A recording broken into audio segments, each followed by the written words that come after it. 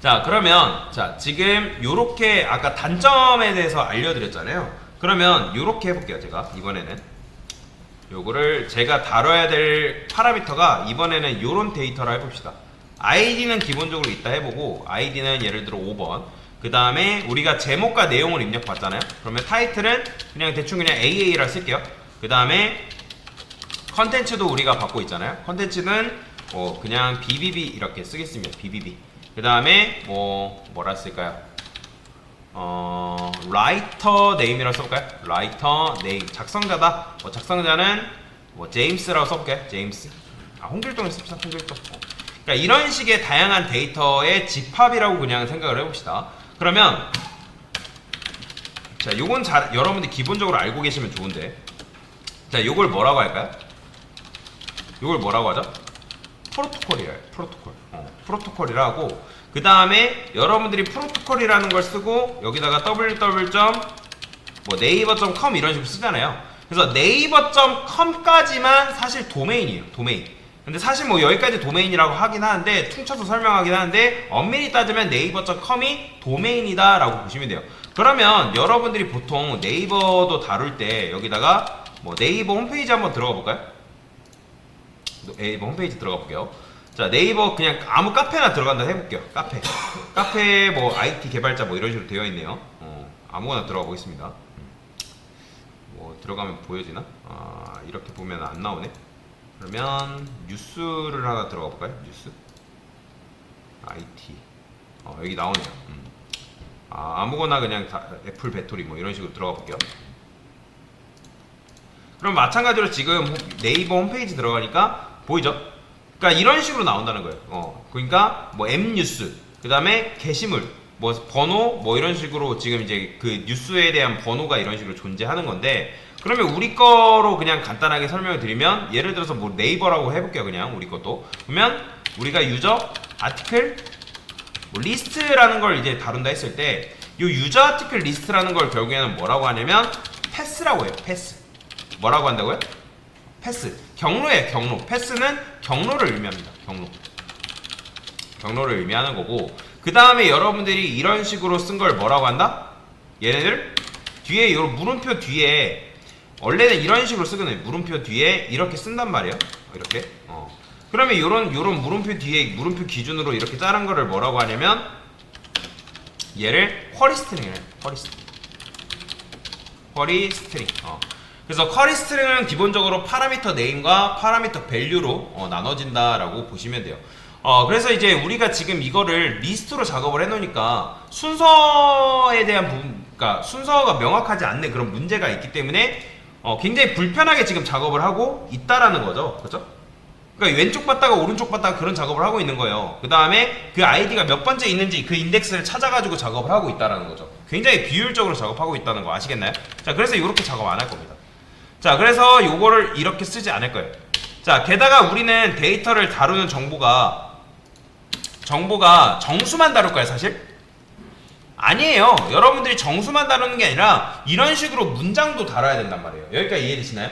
그러니까 정수만 다루는 게 아니라 문장도 다뤄야 되기 때문에, 사실 문장뿐만 아니라 그 파람 네임 같은 경우는, 파람 밸류 같은 경우는 다양한 정보가 들어올 수 있습니다. 근데 지금은 우리가 문장만 다룬다고 그냥 가정을 할게요. 그러면 여기서 우리가 맵을 쓸 건데, 자, 맵 같은 경우는 데이터를 2개 받는다고 제가 지난 시간에 설명을 드렸죠. 여기다가 파람스라고 쓰겠습니다. 해시맵 이런 식으로 쓴다고 말씀을 드렸어요. 자, 마찬가지로 여기서 이제 똑같이 지금 압축 해제하는 건 똑같습니다. 근데 데이터 넣을 때 어떻게 넣으면 되는 거예요? 그렇죠. 파람스는 이제 맵은 풋이라고 말씀드렸죠. 그 다음에 우리가 데이터 몇 개 집어넣어요? 2개 집어넣기 때문에 어차피 여기다가 0번째 집어넣으면 네임 들어갈 테고, 그 다음 비치에 1번째 집어넣으면 파람 밸류가 알아서 들어가겠죠. 리스트보다 훨씬 더 코드가 짧아지는 거죠. 그렇죠? 그러면 이렇게 하게 되면 내가 원하는 거를 집어넣을 수가 있다라는 거죠. 자, 그러면 파람스 한번 해볼까요? 출력하면 어떻게 나오는지? 출력하면 지금 이런 식의 정보가 들어가 있는 거 보이시나요? 이런 식의 정보가 지금 파람스에 들어가 있는 거예요. 아이디는 5, 타이틀은 컨텐츠는 BBB, 라이터 네임은 홍길동, 이런 식으로 들어가 있다는 거죠. 그러면 내가 만약에 원하는 정보를 가져와야 된다. 나는 아이디 값을 가져올래 하면 어떻게 가져오면 되는 거예요? id %d. 근데 얘 같은 경우는 %d 하게 되면 우리가 지금 문장으로 담았기 때문에 id도 뭘로 형변환해 줘야 돼요? 당연히 정수로 형변환해 줘야 될 거 아니에요. params get id 가져올 때는 똑같다 했죠. 게다가 이거는 뭐예요? 문장이 아니라 키로 접근한 거죠. 그죠? 제가 맵 같은 경우는 키, 값 이런 식으로 존재한다고 말씀을 드렸잖아요. 그죠? 키가 바로 인덱스라고 말씀드렸어요. 리스트 같은 경우는 0번째, 1번째, 2번째, 3번째 이런 식으로 인덱스가 정해진다면 맵 같은 경우는 우리가 정해놓은 값들이 키가 된다 했죠. 즉, 이 앞에 있는 것들이 ID, 타이틀, 컨텐츠, 라이터 네임이 키가 되는 거예요. 왜? 우리가 여기서 0번째 할 때 키 값 이런 식으로 넣어놨잖아요. 그죠? 그래서 여기다가는 키 밸류 순으로 들어간다라고 보시면 되겠죠. 자, 이것만 출력해 볼게요. 그러면 id만. 그러면 id가 5가 이런 식으로 깔끔하게 나오는 걸 볼 수가 있고요. 그 다음에 타이틀도 한번 출력해 볼까요? 타이틀. 그러면 이렇게 하게 되면 얘는 굳이 정수화 할 필요 없죠. 정수 일리가 없으니까. 그래서 %s 써주면 출력했을 때 타이틀도 이런 식으로 뽑아올 수 있고요. 자, 그 다음에 여기다가 컨텐츠도 우리가 썼으니까 마찬가지로 컨텐츠도 뽑아올 수 있겠죠. 하나만 더 해볼까요? 라이터 네임도 바로바로 해볼게요. 라이터 네임도 이런 식으로 쓰게 되면 내가 원하는 정보를 이렇게 추출해 낼 수가 있다라는 거죠. 그래서 여기다가는 뭐라 쓸까요? 원하는 것을 하나하나 가져와서 사용이라고 써볼까요? 이런 식으로. 자, 그러면 얘를 반복문에 의해서 전체 출력도 할 수 있을까요? 그렇죠. 순회 출력할 수 있다고 제가 말씀을 드렸죠. 프린트L을 반복문 의해서 전체 출력. 자, 전체 출력은 어떻게 할 수 있죠? 자, 얘도 향상된 폼을 쓸게요. 자, 스트링 param name이라고 쓰겠습니다. param name. 왜요? 여기에는 뭐가 들어가야 돼요?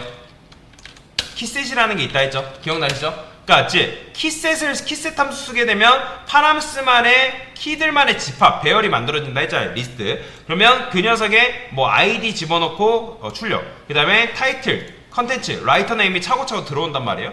그러면 우리는 뭘로 접근해서 값을 가져오면 된다? 파람 밸류. 뭘로 접근해요? 가져올 때 파람스에서 get 뭐 집어넣어주면 되죠?